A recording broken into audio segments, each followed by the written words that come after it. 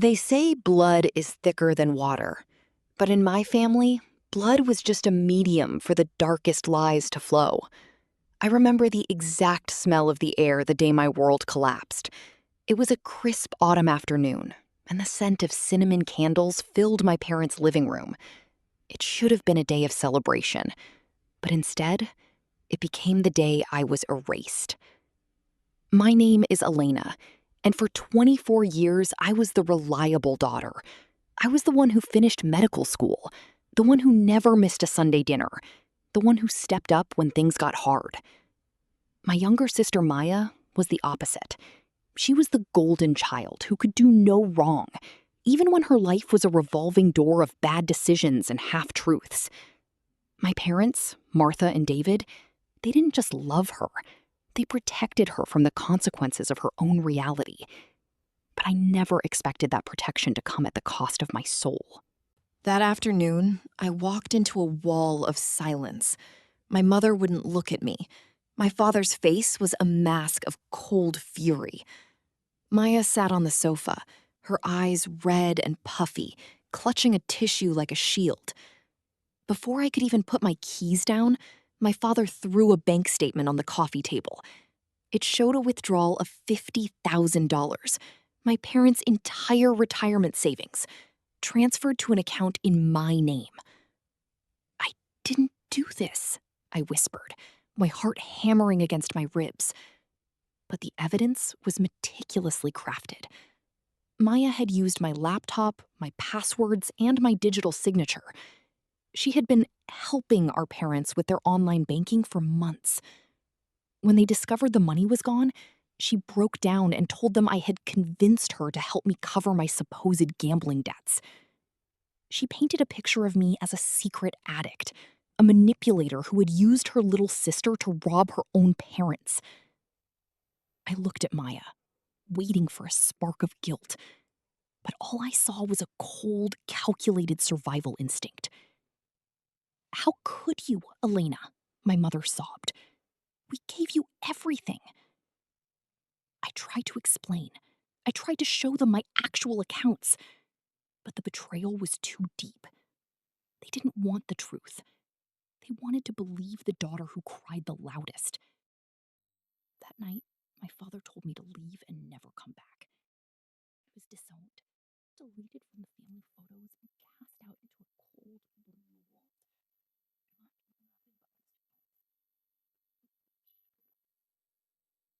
The next 5 years were a blur of sterile hallways, double shifts, and the deafening silence of a life without a family.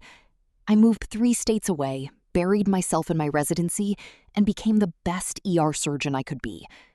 People saw a successful, focused woman, but inside, I was a ghost. Every holiday was a reminder of what I'd lost. I'd see a mother and daughter laughing in a cafe, and a sharp, familiar pain would twist in my chest. I didn't reach out, not because of pride, but because of survival. When the people who are supposed to love you most believe the worst of you without a second thought, something in you dies. I had to build a new Elena, one made of steel and professional detachment. I stopped checking Maya's social media. I stopped hoping for a letter that would never come. I learned to live with the truth that I was alone, and I thought I was okay with that. Until the night the sirens changed everything. It was a Tuesday, around 3 a.m. The ER was chaotic, the usual mix of accidents and emergencies that define the graveyard shift. I was scrubbing in for what I was told was a high-speed collision victim. The paramedics were shouting stats as they rolled the gurney in. Female, late 20s, massive internal bleeding, unresponsive. I stepped into the trauma bay, my mask on, my mind in doctor mode. But then I saw her. The face was bruised, covered in blood and glass, but I would know those features anywhere.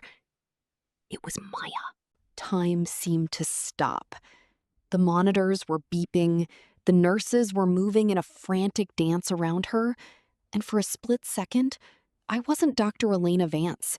I was the girl standing in that cinnamon-scented living room, being called a thief. My hands trembled. This was the girl who had stolen my parents, my reputation, and 5 years of my life. She was the reason I woke up crying on Christmas mornings. And now, her life was literally in my hands. "Doctor, we're losing her vitals," a nurse urged. The conflict was a physical weight. Part of me, the hurt, broken part, wanted to walk away. Why should I be her savior when she was my destroyer? But as I looked at her pale, flickering life, I realized that if I let her go, I would be becoming the monster she had pretended I was. I took a deep breath, the cold air of the ER filling my lungs. I pushed the pain into a dark corner of my mind and picked up the scalpel.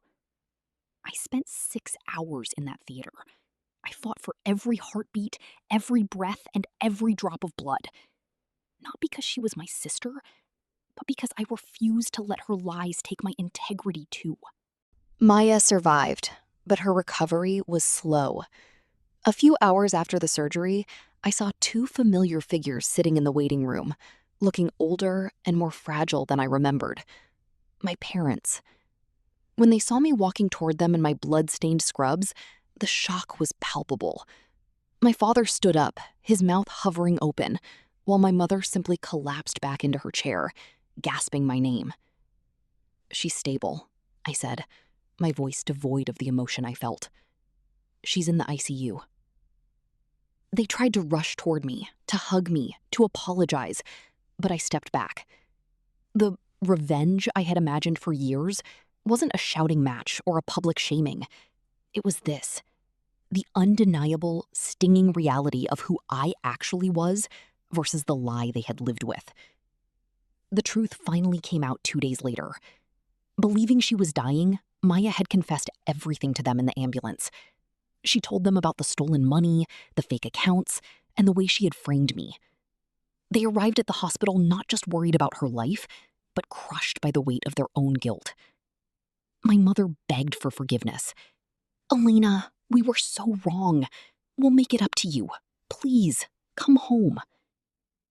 I looked at them, really looked at them. I saw the regret in their eyes, and it gave me a strange sense of peace. But it didn't heal the 5-year-old wound. "I can't come home," I told them softly, "because that home doesn't exist anymore. You traded me for a lie, and I had to build a life out of the ashes you left behind." Justice isn't always about seeing someone punished.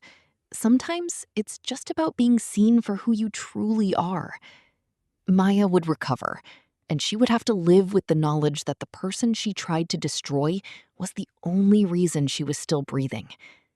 My parents would have to live with the silence of the empty chair at their table, a chair they emptied themselves. I walked out of that hospital as the sun was rising. I didn't feel angry anymore, and I didn't feel like a victim. I felt light. I had saved the sister who betrayed me, and in doing so, I had finally saved myself. I realized that the best revenge isn't hurting those who hurt you. It's outgrowing them so completely that their betrayal no longer has the power to touch your soul. I am Elena.